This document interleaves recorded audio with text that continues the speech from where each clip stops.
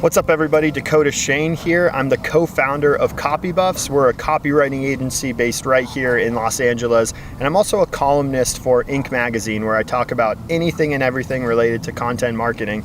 And today I'm gonna show you how to get your writing featured on Forbes, Inc., Business Insider, Venture Beat, all those any big time publication you can think of. I'm going to show you how we did it. You know, our writing's been featured on, of course, Inc. I write 6 columns a month for them, but we've been on Forbes, we've been on Entrepreneur Magazine, we've been on Social Media Examiner, and the reason why, they kind of speak for themselves, but for the naysayers out there, if you want to build your brand awareness, if you want to get more email subscribers, if you want that social proofing and validation to really proof up and just make your brand bulletproof, getting your writing featured, getting an article featured, an op-ed, you name it, on something like the HuffPost or Forbes can really take your brand to the next level quick and build up your own foundation down there. So that's what we're going to talk about.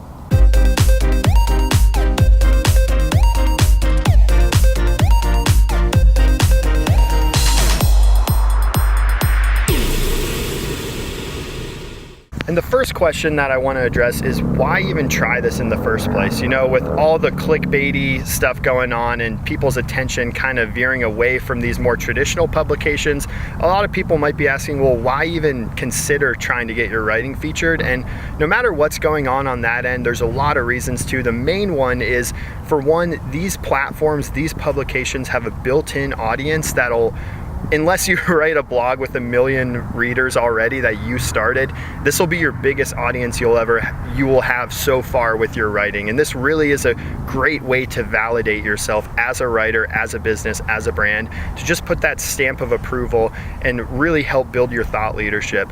Another reason is email subscribers. So most publications will allow you to have a link to your either website or blog or portfolio, you name it. If you include a link to your email grabber page, this will be a great way to build up your email list, which we all know is one of the key ingredients to really keeping your audience engaged for a long time. So the first step to getting your writing featured on these big time publications might seem simple, but a lot of people just aren't doing it. They're trying to put the cart before the horse, but you have to have a really laser focused niche on what you cover with your writing, and you have to have a blog or website and portfolio to back it up. You know, no publication, unless you're the daughter or son of the editor-in-chief of these publications, no one's gonna give you the opportunity to write for them if they don't already know, one, you're passionate about this kind of stuff, and two, you know your shit. So have something, even if it's just your personal blog that gets 2 reads a month, as long as you're consistent, it at least shows that you're really enthusiastic about this subject. But these big time publications, they're looking for writers who are experts in really laser focused niches. You know, even Forbes has a cooking section. So if you want to get your writing featured and get on the fast track there, you have to niche down. You can always niche out later. You can always be, okay, well, I'm a social media guy now. That's what we did. We actually started as the social media experts and eventually expanded more into content marketing. The same thing goes for you, but first step is to have a laser focused niche and your own foundation, your own home base, your own blog to show and point those editors to. And step number 2 is work your way up the blogging ladder. You know, a lot of people will just go straight for that, like 200, 400, whatever it is, pound elk for their first hunt. You know, you got to start with the ducks, you got to start with the squirrels, you got to work your way up, you know. If you don't get on these big time publications in the beginning, well, screw it, fuck them. They're just don't let it get to your head. Start with the smaller blogs. Make a list of whether it be 15, 20, 25, 30 publications in a big mixed bag of the big time hitters like Forbes, like Inc., and then the more mid-size blogs like that have around 200, 300,000 subscribers, and then even the smaller up and coming blogs, because what this will do is solidify yourself as a thought leader, and then eventually you can use that as leverage to get your writing featured on these bigger time publications.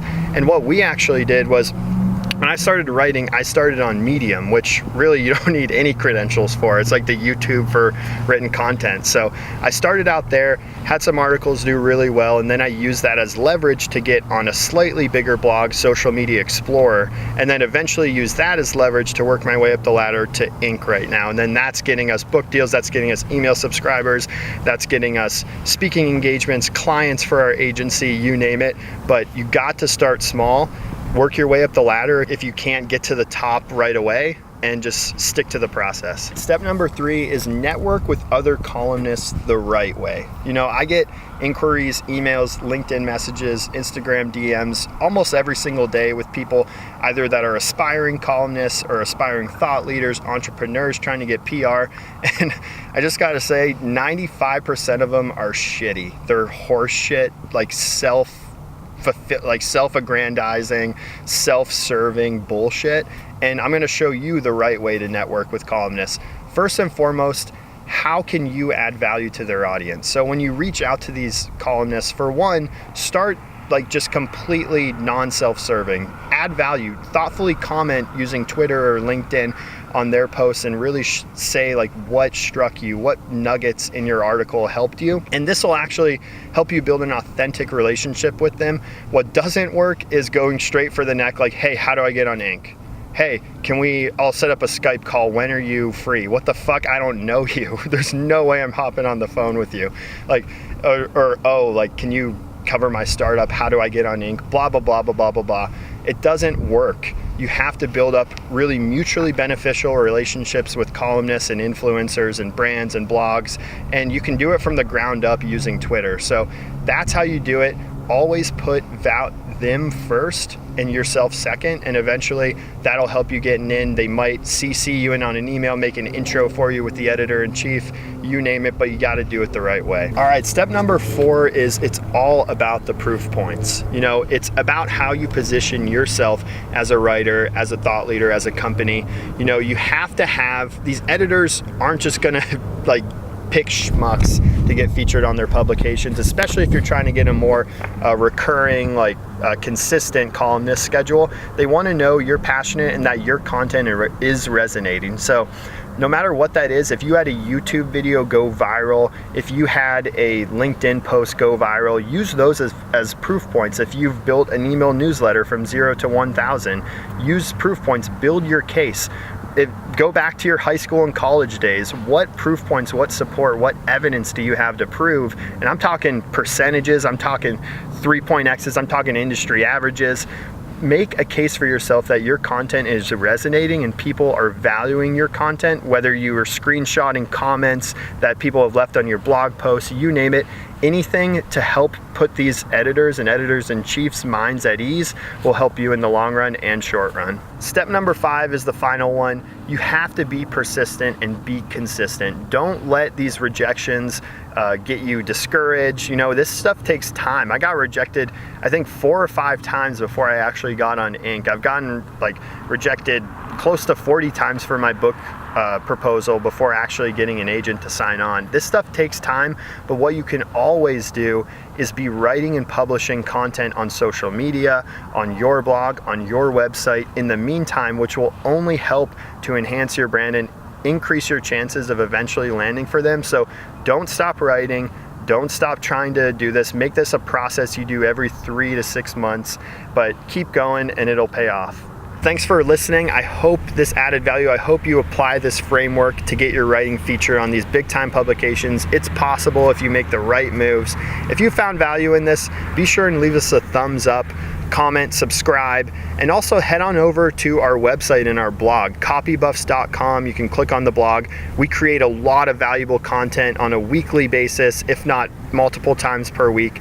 And what we're really trying to do over there isn't just help you achieve your writing and marketing goals, but we're also trying to build a tight-knit community of kick-ass writers everywhere. So be sure and do that, and be sure and check us out on Instagram as well.